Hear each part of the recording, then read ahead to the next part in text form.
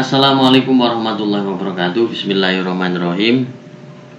Alhamdulillahirrahmanirrahim. Anak-anakku sekalian yang dirahmati oleh Allah, kita melanjutkan materi minggu yang lalu tentang munakahat. Kali ini kita akan membahas tentang rukun nikah.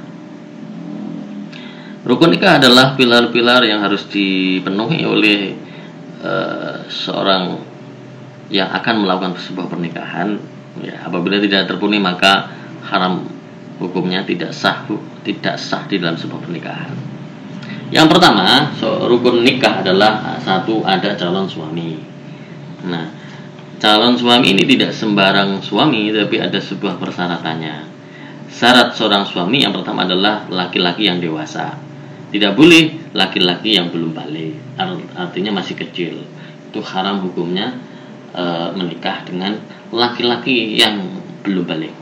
Yang kedua adalah beragama Islam, artinya bahwa laki-laki itu seakidah, sekeyakinan, seagama. Karena ini penting, ya. Karena ini penting. Seorang suami adalah pemimpin yang mendidik, yang membimbing menuju ke kebaikan, ya. Makanya menjadi sebuah persyarat penting untuk laki-laki yang beragama Islam ini. Ya. Kedua, yang ketiga adalah tidak dipaksa atau terpaksa. Kemudian tidak sedang dalam ihram haji atau umrah. Jadi orang yang di dalam proses haji atau umrah maka tidak sah menikah. Tapi sebelum haji atau setelah haji, ya setelah haji atau setelah umrah maka sah, boleh untuk menikah. Tetapi di dalam prosesnya menjadi haram untuk menikah. Kemudian yakni bukan muhrim bagi calon istrinya. Artinya dia itu bukan saudara. Ya, bukan saudara. Nanti akan saya jelaskan tentang muhrim itu bagaimana. Ya, bukan saudaranya, ya.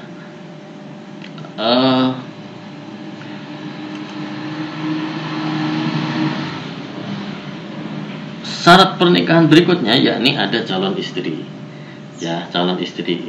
Tentu juga tidak sembarang istri yang bisa dipilih untuk menjadi seorang istri, tetapi ada sebuah persyaratannya.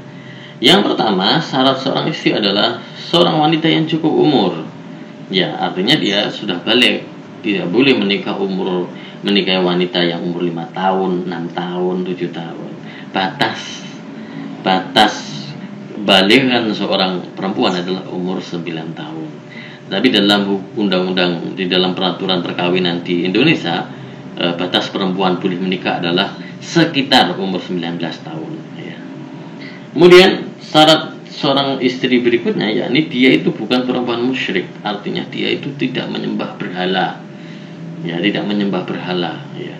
Maka orang-orang yang masuk menyembah berhala ini haram untuk dinikahi. Ada bagaimana kalau dia ini orang yang lain agama, ya, lain agama, misalnya perempuan ini Nasrani atau Yahudi. Ada ulama fikih yang mengatakan boleh menikah dengan wanita yang ahlul kitab, ya, wanita yang ahlul kitab. Tetapi merujuk kepada pendapat Profesor Khurashihab, lebih baik menikah yang seagama saja, ya. Karena pernikahan itu nanti adalah untuk pernikahan dunia dan akhirat. Kalau pernikahannya itu berbeda keyakinan, berbeda agamanya, maka di akhirat nanti tentu akan berpisah. Karena di akhirat kelak itu menjadi penentu mana yang hak, mana agama yang hak, mana yang batil. Maka menikah dengan sekeyakinan adalah sangat penting untuk kita jalani. Syarat seorang istri berikutnya yakni dia tidak dalam ikatan perkawinan dengan laki-laki lain. Artinya dia itu bukan istrinya orang lain, atau dia tidak ia masih dalam proses perceraian, belum talak 3, tapi kemudian dinikahi oleh orang lain, maka haram hukumnya. Wanita yang dalam proses, kalau dia sudah talak 3, diputuskan secara pengadilan dan sah menjadi seorang janda, maka boleh menikah seperti ini. Tapi kalau masih dalam proses itu sudah dinikahi oleh orang lain, maka haram hukumnya. Kemudian bukan mahram bagi calon suaminya, artinya dia bukan wanita yang mahram, wanita yang haram dinikahi oleh suaminya. Penjelasan tentang mahram ini Saya jelaskan di sini. Muhrim secara bahasa berarti diharamkan. Dalam masalah fikih, muhrim bermakna wanita yang haram untuk dinikahi. Wanita-wanita yang haram dinikahi, yang pertama karena ada satu, karena sebab keturunan, ya Kak. Wanita yang haram dinikahi satu karena sebab keturunan. Yang pertama adalah ibu kandung dan seterusnya ke atas. Artinya ibu kandung, nenek, ya sampai ke atasnya, sampai ibunya nenek dan seterusnya. Ini haram untuk dinikahi. Kemudian anak perempuan kandung ini haram dinikahi dan seterusnya. Cucu, cicit dan seterusnya. Kemudian saudara perempuan, baik sekandung, sebapak atau seibu saja, haram dinikahi. Ya, haram untuk dinikahi. Kemudian anak perempuan dari saudara laki-laki, artinya keponakan, ya, maka haram untuk dinikahi. Anak perempuan dari saudara perempuan ini juga keponakan, maka haram untuk dinikahi. Wanita yang haram dinikahi berikutnya karena sebab pertalian muhrim dengan istri. Nah, pertalian muhrim dengan istri, misalnya saudara istri, ya, misalnya saudara istri.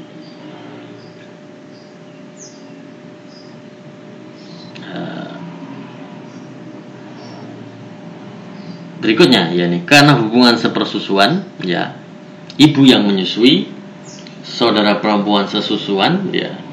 Ini perlu kita jelaskan. Misalnya Anda pada saat masih kecil, ibu Anda itu seorang wanita karir yang jarang di rumah. Nah, Anda itu kepingin menyusui, misalnya pada saat itu menangis sejadi-jadinya, terus kepingin menyusui. Terus kemudian ada tetangga yang kebetulan juga punya anak kecil dan kemudian kamu disusukan di situ. Nah, ketika kamu menyusui, ada ulama menerangkan 3 tegukan, maka kamu sudah sah menjadi anak sepersusuan dari ibu tetangga Anda itu. Dan anak dari ibu tetangga itu, maka dia adalah saudara sepersusuan kamu. Kalau kamu menikahi tetangga anak dari ibu sepersusuan itu tadi, ya, maka menjadi haram karena dia adalah saudara sepersusuan kamu. Maka berhati-hatilah menikahi tetangga, ya, dicek dulu apakah kamu dulu waktu kecil pernah menyusui ibunya beliau ataukah tidak. Ini penting sekali karena menjadi sebab keharaman sebuah pernikahan.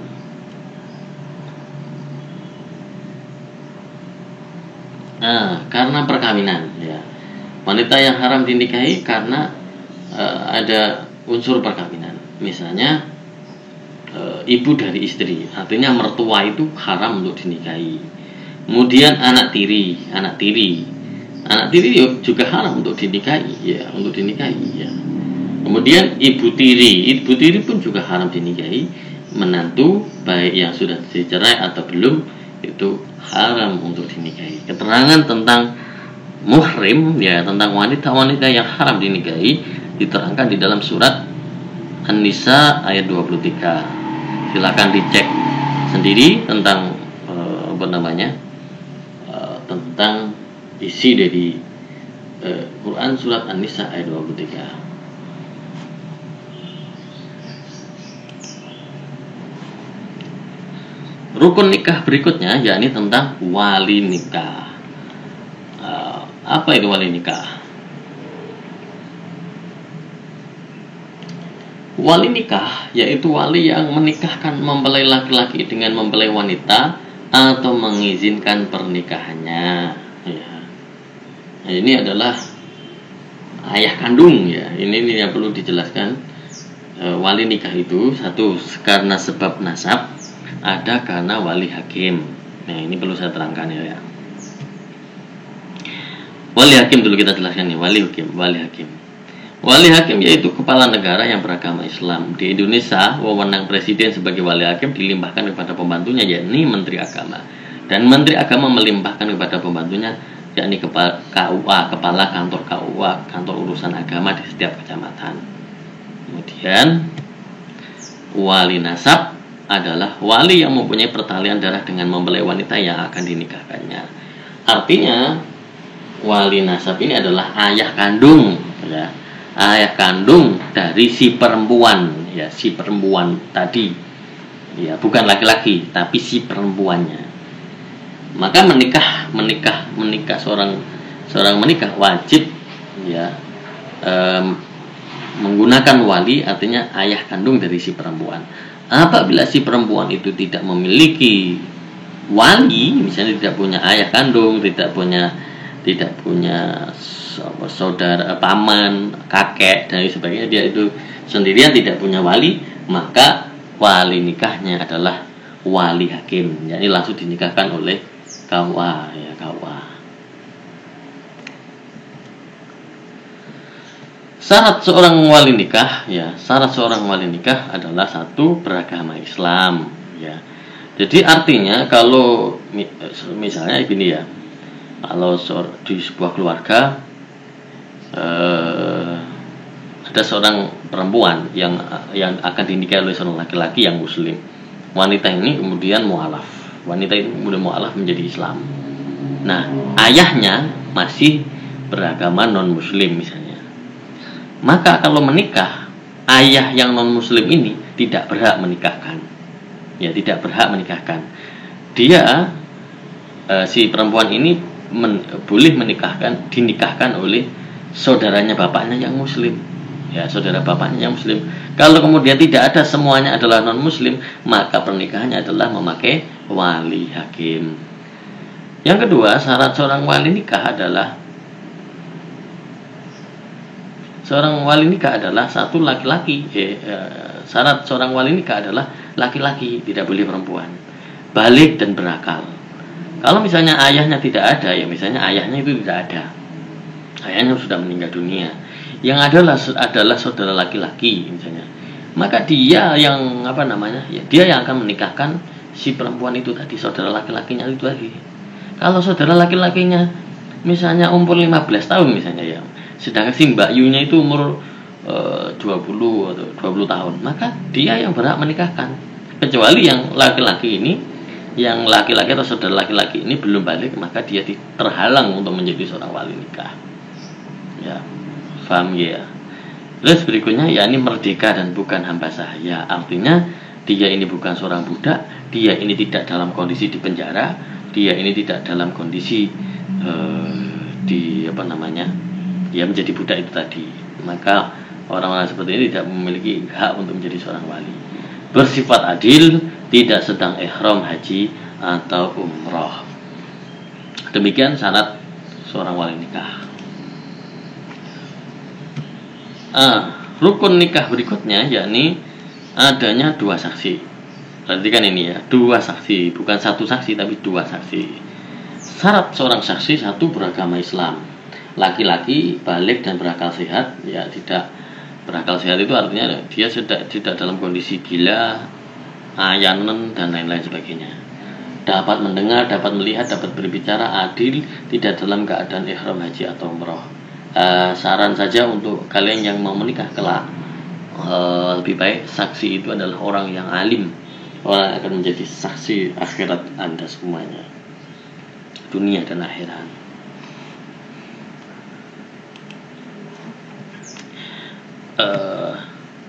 Terakhir,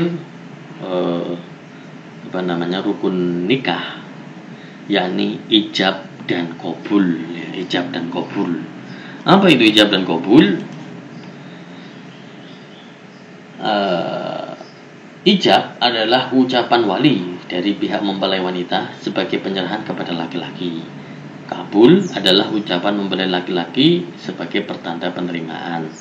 Saya contohkan misalnya seorang wali, ya, seorang ayah wali dari si perempuan tadi itu mengucapkan, saya nikahkan engkau dengan anakku yang bernama ini dengan mas kawin seperangkat alat sholat misalnya, atau uang 1 juta, ya, uang 1 juta. Nah, maka kemudian si laki-laki itu kabulnya itu menjawab, saya terima nikahnya anak perempuan bapak misalnya dengan mas kawin apa tadi, ya, itu ijab dan qabul. Baik, Itu yang bisa saya sampaikan tentang rukun-rukun nikah, ya, tentang rukun-rukun nikah. Selanjutnya tugas hari ini adalah bisa dilihat di komentar di bawah YouTube, di bawah di kolom komentar ini. Sekian, terima kasih, mudah-mudahan bermanfaat. Assalamualaikum warahmatullahi wabarakatuh.